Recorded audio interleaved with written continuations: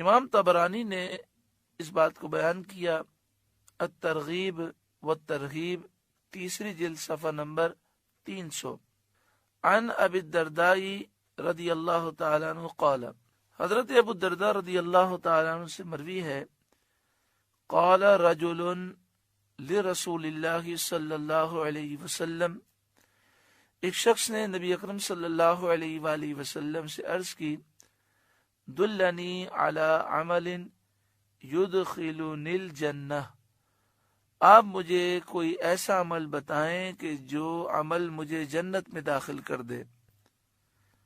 قال رسول اللہ صلی اللہ علیہ وآلہ وسلم، اللہ کے رسول صلی اللہ علیہ وآلہ وسلم نے فرمایا، لا تغضب ولک الجنہ، غصہ نہ کر، تیرے لیے جنت ہے۔ یعنی اگر جنتی بننا ہے تو غصے پر کنٹرول کر۔ دیکھیں، غصہ ایک انسان کی فطرت ہے، فطری تقاضے ہوتے ہیں کہ بات بری لگ جاتی ہے، غصہ آ جاتا ہے، تو اس سے تو انسان کو کنٹرول نہیں ہے، لیکن اب اس غصے کا اظہار نہ کرے، اور اگر اس غصے کا اظہار کرے تو شریعت کے حدود میں رہ کر کرے، کسی کی دل آزاری نہ کرے، کسی کا دل نہ دکھائے، کسی کی غیبت نہ کرے، چغلی نہ کرے، کسی پہ ظلم نہ کرے، کسی پر ہاتھ نہ اٹھائے، کسی کے حقوق پامال نہ کرے، شریعت کے حدود میں رہے، اور جو اس طرح کرتا ہے وہ گناہگار نہیں ہوتا۔ جہاں تک تعلق ہے غصہ پینے کا، تو یہ بات یاد رکھیے گا کہ دین کے معاملات میں انسان میں غیرت ہونی چاہیے، اور دین کے نقصان پر اس کا دل جلنا چاہیے، اور غصہ بھی آنا چاہیے، لیکن اس غصے کا اظہار شریعت کے دائرے میں رہ کر ہونا چاہیے۔ جہاں تک دنیاوی معاملات کا تعلق ہے تو اس میں فضیلت یہ ہے کہ دنیاوی نقصان کی صورت میں انسان صبر کرے اور عفو و درگزر سے کام لے اور معاف کر دے۔ لیکن ہمارے ہاں معاملہ یہ ہے کہ ہمیں دینی معاملات میں نقصان ہو جائے تو ہم اگنور کرتے ہیں، اور دنیاوی نقصان ہو جائے تو ہم آپ پہ سے باہر ہو جاتے ہیں۔ اچھا، یہاں پر ایک وضاحت سمجھ لیں۔ بسا اوقات ایسا ہوتا ہے کہ ہم دیکھتے ہیں کہ مسجد میں جب بچے نماز کے لیے آتے ہیں، اور بچوں سے مراد یہ ہے کہ ان کی عمر اتنی ہوتی ہے کہ وہ سمجھدار ہوتے ہیں۔ ایک تو بہت چھوٹے بچے ہوتے ہیں کہ جن کو مسجد کی سمجھ نہیں ہوتی، ان کو تو مسجد میں لے کر آنا ہی منع ہے، کیونکہ وہ مسجد کے آداب کو بجا نہیں لا سکتے۔ لیکن بچے مثلا 10 سال کے ہیں، 12 سال کے ہیں، بس اوقات وہ غلطی کرتے ہیں، تو بعض لوگ بہت زیادہ چیختے ہیں مسجد میں اور بہت بری طرح انہیں ڈانٹتے ہیں۔ تو دیکھیں، شرعی مسئلہ یہ ہے کہ ہمیں غصہ تو کرنا چاہیے جب شریعت کے خلاف کام ہو، لیکن اصلاح کا جو طریقہ ہے وہ یہ ہے کہ کسی کو قریب بلائیں اور پیار محبت سے سمجھائیں۔ اگر وہ بچہ نہیں سمجھتا تو اس کے والد کو سمجھائیں۔ ایسا نہیں ہونا چاہیے کہ مسجد میں ہم خود اتنا چیخنے لگیں کہ جو لوگ عبادات کر رہے ہیں ان کو تکلیف پیدا ہو۔ اسی طرح بسا اوقات بعض لوگ اصلاح کا انداز ایسا اختیار کرتے ہیں کہ سامنے والے کی اصلاح نہیں ہوتی بلکہ وہ دین سے مزید دور ہو جاتا ہے۔ تو ہمیں چاہیے کہ ہم بڑے پیار سے، محبت سے اصلاح کریں۔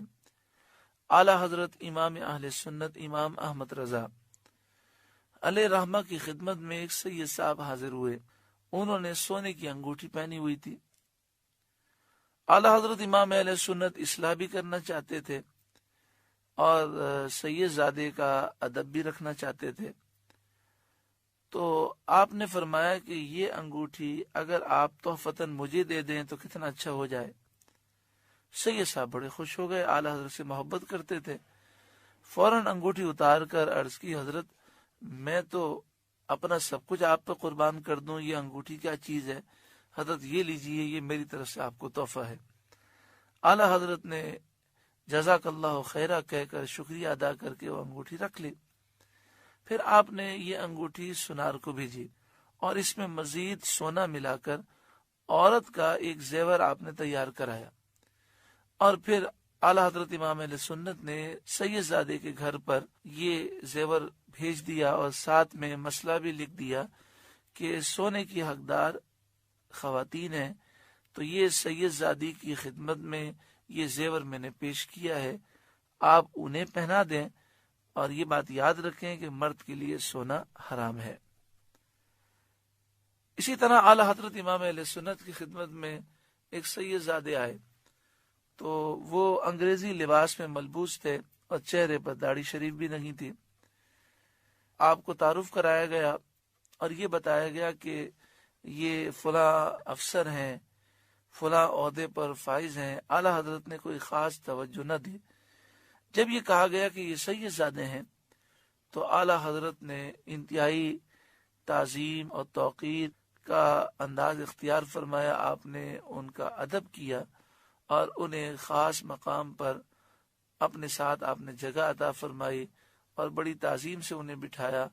आपने उनकी इस्लाह इस अंदाज में की। आपने फरमाया कि सैयद साहब, आप जिस महकमे में काम करते हैं उस महकमे में कुछ अफसर भी होते होंगे, तो अफसर जब पैगाम आपको भेजते हैं तो क्या आप उस पैगाम पर अमल करते हैं?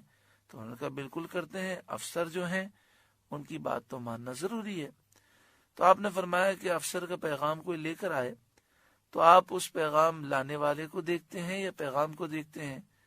तो उन्होंने कहा सीधी सी बात है, पैगाम लाने वाला कोई भी हो, अफसर का जब पैगाम हमारे पास आता है तो हम अफसर के पैगाम को देखते हैं।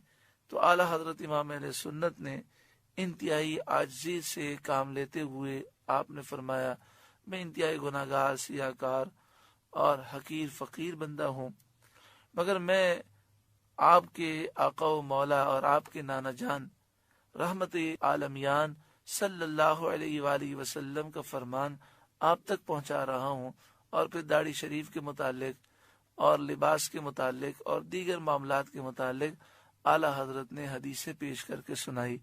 वो ज़ारो क़तार रोने लगे और उन्होंने तौबा की और कहा कि अब मैं आपको इस हुलिये में नजर नहीं आऊंगा।